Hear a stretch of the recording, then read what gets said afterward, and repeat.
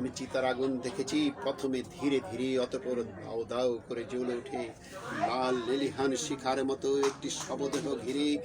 একদিন এখানে ছিল সমান বিচরণ, এখন নীরব নিথর হয়ে আছে, কোনো চৈতন্য নেই এখানে।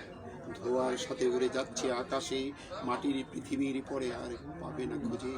আর কোনো দিন জাগবে না এখানে, আর কোনো দিন ডাকবে না আমাদের। কি সুন্দর ছিল দিনগুলো, আকাশের রঙিন ঘুড়ির মতো উড্ডীয়মান, প্রজাপতির মতো রঙিন একটি সবগ্রহ ঘিরে চন্দন কাঠের এত আয়োজন।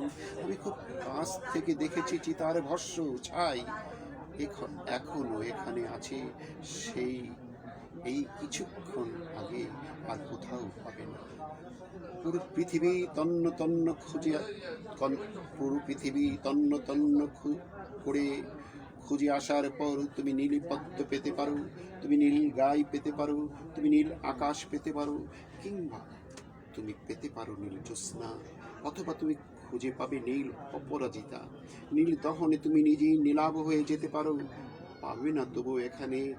একদিন এখানে ছিল সমান বিচরণ।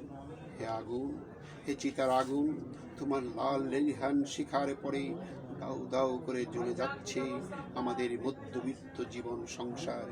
একদিন এতদিন পর আমি জেনেছি আগুনের রং কেন লাল, কেন লাল কেন লাল কৃষ্ণচূড়ার ডাল, কেন লাল শিমুল বন। এইসব তোমার চিতার আগুনের স্ফুলিঙ্গ। কে নিবে অগ্নি, বাঁচাবে কে এই সব দেহ? আমি খুঁজি তার উত্তর চিতার পাশে বসে। এ এক অমোঘ সত্যের মুখোমুখি আমি চিতার আগুন দেখেছি, প্রথমে ধীরে ধীরে, তারপর দাও দাও করে জ্বলে ওঠে। সত্যি কবিতাটা সুন্দর।